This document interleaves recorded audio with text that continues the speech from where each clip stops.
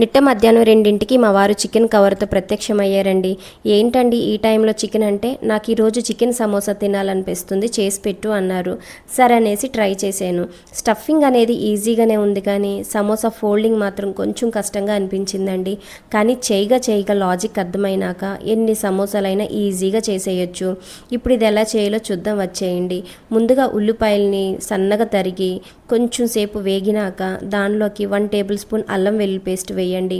దానిలో చిన్నగా కట్ చేసుకున్న చికెన్ కూడా వేసి సరిపడినంత ఉప్పు పసుపు వేయాలి. ఇది కొంచెం సేపు అయినాక మూత పెడితే ఇలా దానిలోంచి నీరు వస్తుందన్నమాట. ఆ నీటితోనే చికెన్ అంతా మగ్గిపోవాలి. ఇలా మగ్గిపోయినాక సన్నగా తరిగిన క్యారెట్ కూడా వేసి కొంచెం సేపు మగ్గినాక సరిపడినంత పసుపు, గరం మసాలా, అలాగే ధనియా పౌడరు, మీకు ఇష్టమైన స్పైసెస్ అన్నీ వేసుకోవచ్చు.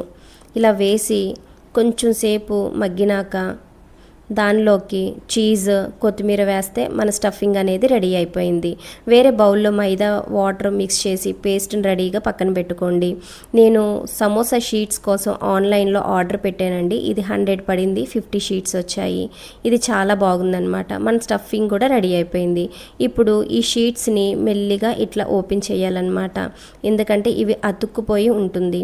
ఇట్లా ఫోల్డ్ చేసుకుంటూ మైదా అప్లై చేయాలి. ఇలా అప్లై చేసి మెల్లిగా ఇట్లా పెట్టాలండి.